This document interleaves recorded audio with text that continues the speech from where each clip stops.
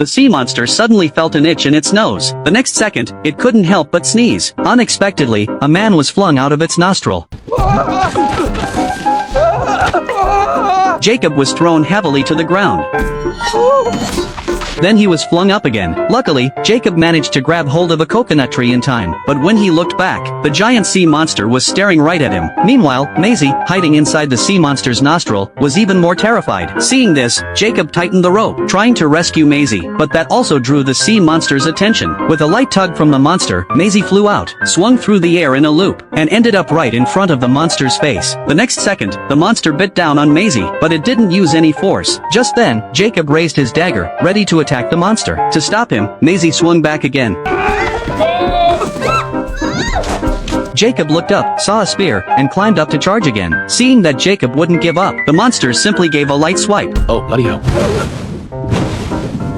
And with that, Jacob was completely defeated. The monster then walked away without looking back. It turned out this was an era when sea monsters roamed freely. For thousands of years, the war between humans and sea monsters had never ceased. The king, determined to hunt sea monsters, spent a fortune hiring sea monster hunters. Not long before this, the hunters had encountered a sea monster at sea. A fierce battle was about to break out. The captain immediately ordered an attack. In an instant, all the cannonballs rained down on the sea monster, but that attack barely hurt the monster, and only angered it further. The monster dove straight into the water. Seeing this, Jacob immediately grabbed a harpoon and stabbed the monster with all his might. Strangely, the float didn't move at all. The next second, the monster burst out from the seabed, crashing heavily onto the deck. The monster wrapped its tail tightly around the sailboat, even trying to bite the ship in half. Then it extended its long tentacles. Humans were utterly helpless against it. A tentacle shot toward the captain. The captain dodged and sliced it off with one cut, but was grabbed by another tentacle. The crew suffered heavy casualties. Seeing the tragic scene,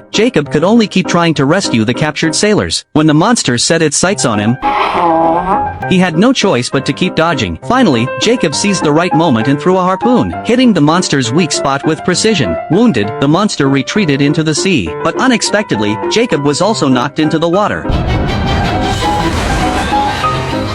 Fortunately, Jacob was quick enough to escape the monster's teeth just in time. Just then, the captain picked up a spear and leaped into the air, finishing off the sea monster for good. Then the captain took a deep breath, dove down with the monster's corpse, and cut off its most valuable horn. But the monster was only playing dead. It stretched out another tentacle and wrapped it around the captain.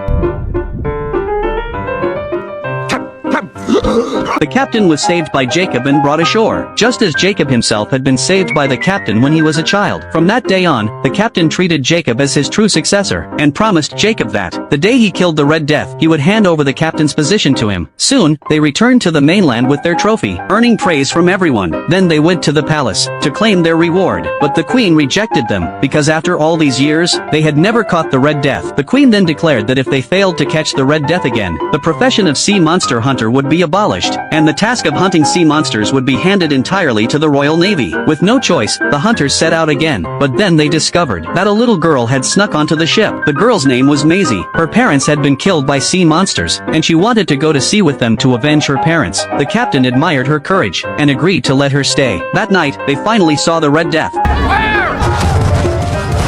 Countless cannonballs were fired at it, followed by a volley of harpoons that pierced its back. The ship was dragged tightly by it. The captain tried to wear the Red Death down this way, but the Red Death started spinning in place, and in an instant, a massive whirlpool formed on the sea. Just as the ship was about to be swallowed by the sea, and the crew's lives hung in the balance, Maisie used her dagger to cut the rope at the critical moment, and the ship regained its balance. But Maisie and Jacob were thrown into the sea. Just then, they saw the Red Death staring intently at them. It didn't hurt them, though, and quietly left instead. When they surfaced, the captain raised his gun, ready to kill Maisie for disobeying orders. The next second,